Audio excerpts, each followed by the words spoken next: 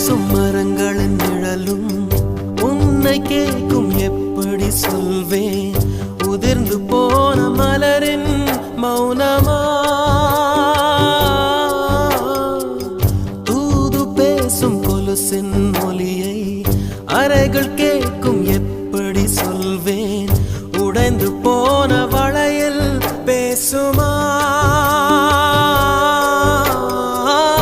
உள்ளங்கையில் வெப்பம் சேர்க்கும் விரல்கள் இன்று எங்கே தோளில் சாய்ந்த கதைகள் பேச முகமும் இல்லை இங்கே முதல் கனவு முடிந்திடும் முன்னமே தூக்கம் கலைந்ததே